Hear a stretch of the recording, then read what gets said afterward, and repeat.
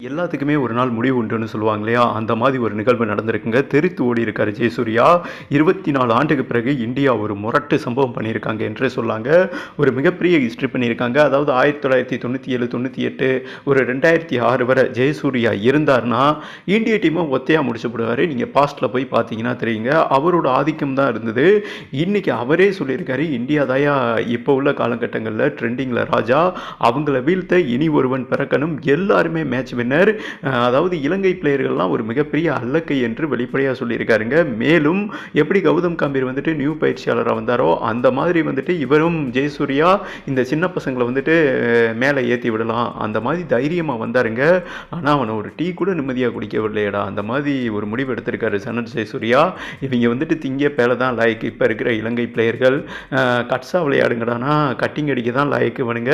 இவனுங்களை நம்பி நான் பயிற்சியாளராக இருக்க முடியாதுன்னு தெரித்து ஓடி இருக்காருங்க. பயிற்சியாளர் பதவியை 2 போட்டியில் குட் பண்ணியிருக்காரு. இந்தியா ஸ்ரீலங்கா T20 சீரிஸ் போய்கிட்டு இருக்கு. உங்களுக்கே தெரியும், முதல் மேட்சும் ஈஸியாக வின் பண்ணிட்டாங்க. செகண்ட் மேட்சும் பார்த்தீங்கன்னா டிஎல்எஸ் மெத்தட் படி 8 ஓவருக்கு 72 ரன் அடிக்கணும். ஏறத்தாழ சொல்லப்போனால் 9 பந்தில் மேட்சை முடிச்சிட்டார் என்றே சொல்லாங்க ஹர்திக் பாண்டியா. ஒரு சிக்ஸர் 3 பவுண்டரி விளாசினார். 9 பந்தில் 22 அவரே மேட்சை முடிச்சிட்டாருன்னு வைங்கள. சேம் டைம் 2 விக்கெட் எடுத்தார். இந்த நிலையில் சனத் ஜெயசூர்யா என்ன சொல்லியிருக்காருன்னா, இந்தியாவை பெரிய டீம் வின் பண்ணுறதே மிகப்பெரிய கடினம். இவனுங்க விளையாடுற லட்சணத்தை பார்த்தா இலங்கை பிளேயர்கள் எனக்கே காரி துப்பணும் போல இருக்குது. இவனுங்க வந்துட்டு என்ன சொல்கிறது, ஒரு ஸ்பிரிட்டும் இல்லை, ஒரு கட்ஸும் இல்லை, கக்கா போக தான் லாய்க்கு. அப்போ இருந்த இலங்கை டீம் வேறு, இப்போ இருக்கிற இலங்கை பிளேயர்கள் வந்துட்டு போதைக்கு அடிக்டாக இருக்காங்க. ஏகப்பட்ட அரசியல் ஊடுருவிருச்சு. இவன்களை மேம்படுத்துறது வந்துட்டு மிகப்பெரிய கடினம். அதுவும் இந்தியா போல் மிகப்பெரிய பலம் வாய்ந்த டீமை வீழ்த்தன்னா அது முடியாத காரியம். ஆஸ்திரேலியாவாலேயே முடியாது. இவனுங்க அணில் பயிலுக, இவனுங்கனால எப்படி பீட் பண்ண முடியும்? நம்ம என்னதான் முயற்சி செஞ்சாலும் இப்போ இருக்கிற இலங்கை பிளேயர்களுக்கு வந்துட்டு கட்ஸு கிடையாது. அதாவது ஒரு ஜெயிக்கிற எண்ணமே இல்லை. முதல் 15 ஓவர் நல்லா விளையாடுறாங்க, லாஸ்ட் 5 ஓவர் வந்துட்டு விளையாட மாட்டாங்க.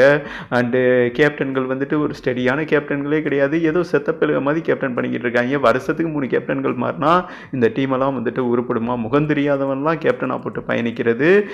இலங்கை டீம் அவ்வளோதான், சோழி முடிஞ்சு. அவங்க எதிர்காலத்தில் வந்துட்டு ஒரு ஜிம்பாப்வே கென்யா அணி மாதிரி மாறப்போகிறார்கள் என்றும் வெளிப்படையாக சொல்லியிருக்காருங்க.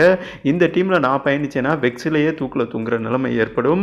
நான் குட் பண்ணிக்கிறேன்னு 2 மேட்ச்சில் வந்துட்டு இந்திய பிளேயர்கள் மிகப்பெரிய பிளேயருங்க சனத் ஜெயசூர்யா. நான் சொன்ன மாதிரி பாஸ்டில் இந்திய டீம் இவரை கண்டு பயப்படும். ஓகேவா, ஜெயசூர்யா வந்தார்னா ஜெயிச்சு கொடுத்துருவார். ஓகேவா, இந்தியாவை ஈஸியாக பீட் பண்ணி விட்டுருவாங்க.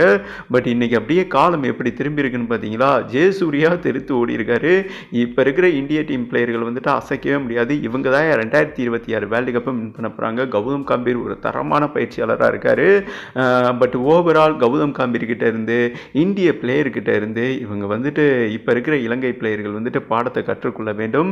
இது அவங்களுக்கு வந்துட்டு ஒரு காலாண்டு பரிச்சை மாதிரி, அரையாண்டு பரிச்சை மாதிரி தான். இந்த பாடத்தை கற்றுக்கொண்டு அவங்களோட திறமையை மேலோங்கணும், எப்படி கேமை நகர்த்தணும், இதெல்லாம் புரிந்து கொள்ள வேண்டும். ஆனால் இனிமேல் இந்த டீமில் நான் தொடர முடியாது என்றும் 2 போட்டியில் பயிற்சியாளர் பதவியை ரிசைன் பண்ணியிருக்கார் என்றும் ஒரு முக்கியமான செய்தி வந்திருக்கு என்பது குறிப்பிடத்தக்கது.